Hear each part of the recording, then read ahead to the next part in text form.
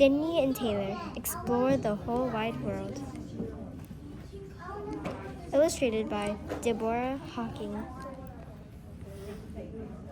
The whole wide world.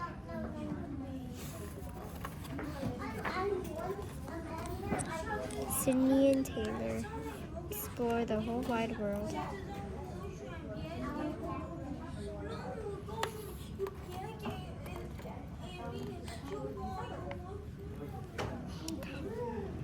Taylor is a hedgehog who lives with his friend Cindy in a burrow under Miss Nancy's potting shed.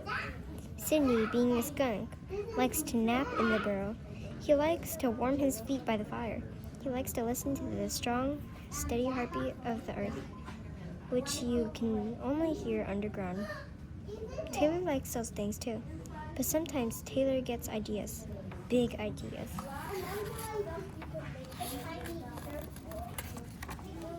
Sydney, said Taylor one morning, I have a big idea. We should go somewhere. Why?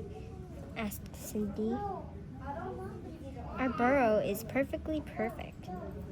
Yes, it is, said Taylor. But wouldn't it be exciting to go someplace new? Old is better than new, said Sydney. And exciting is exhausting. Taylor sighed. You are a very contented skunk, but I would like to see more of the whole wide world. Sydney waited for his friend to be happy. Well, he said, putting down his book, then we will. We will launch an expedition, said Sydney. What? Asked Taylor. An expedition, said Sydney. Sydney began to open closets and empty drawers with great speed. Taylor began to clench his paws with great nervousness.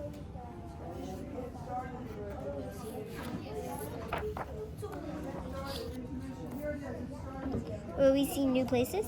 Asked Taylor. Absolutely, said Sydney. Will we try new things? Asked Taylor. Without a doubt, said Sydney. Will we meet strangers? Asked Taylor.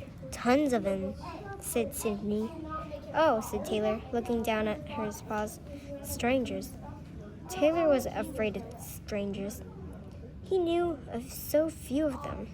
Suddenly, his big idea seemed like a scary idea.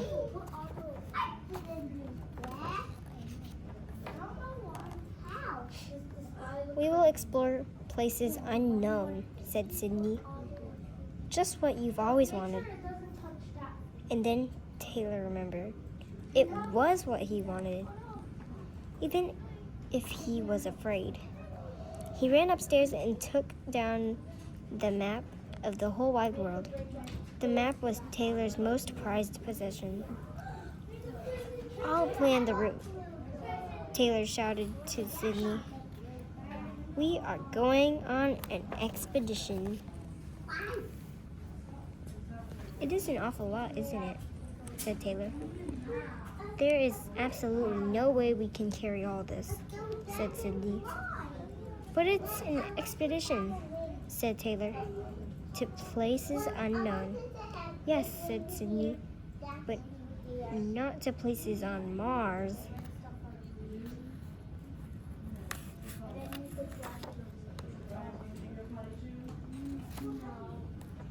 I guess we don't need all the food, said Taylor. We have excellent noses. We can sniff out food along the way. And I guess we don't need all the water, said Taylor. We have excellent hearing. We can listen for streams along the way, said Sydney. Taylor pulled a baseball bat from the pile. But we do need this, he said. What for? Asked Sydney, taking the bat. In case we meet ferocious predators, said Taylor. Sydney swished his tail back and forth.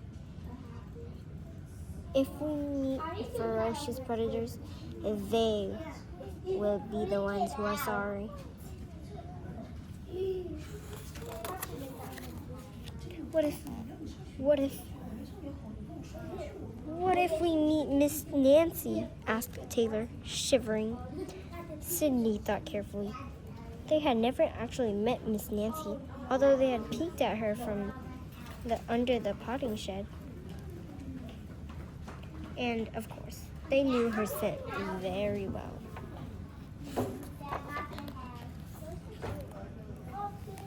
They had also never traveled beyond the fence that surrounded Miss Nancy's yard. Who knew what lay on the other side? The whole wide world. That's what. Mountains taller than 100 hedgehogs. Valleys wider than 1,000 skunks. Forests, rivers, and caves. They wanted to see it all. Taylor and Sydney were feeling wild and fearless and free.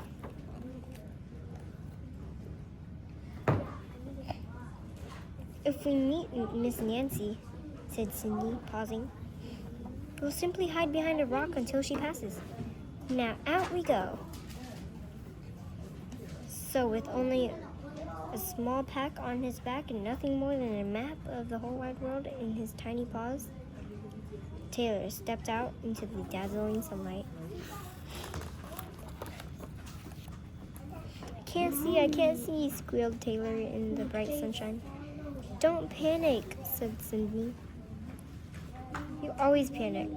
I do not, said Taylor, panicking. He almost dropped the map. He had lost all sense of direction. Even his nose was confused. Here, said Sydney, reaching into his satchel.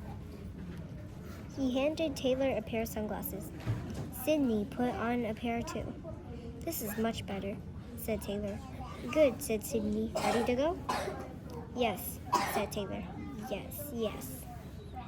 Taylor picked up the map of the whole wide world and traced a path with his paw.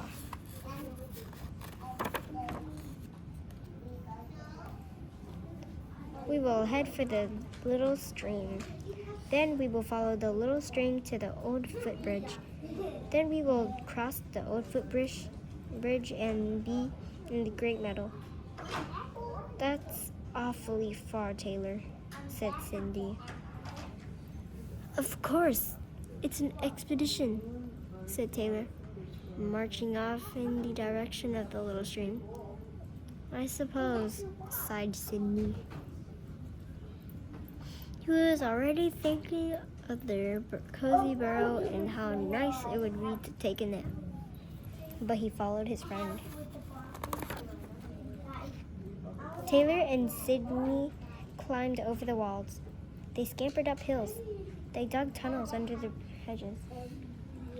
They lifted their noses to smell for danger. They kept their ears open to listen for ferocious predators.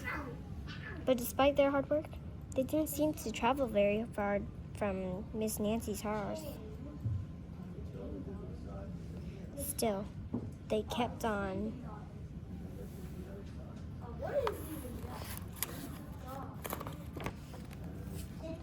I just don't understand, said Taylor, stopping to look at the map.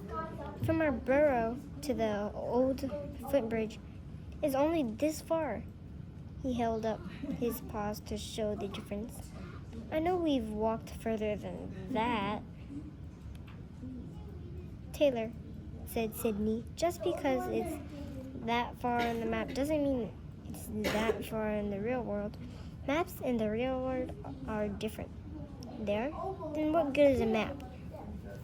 It gives a general sense of direction, said Sydney. That's all you can ask of a map, Taylor sighed. I expected more. Do you even know where we are? Asked Sydney. Taylor shook his head. We are hopelessly lost.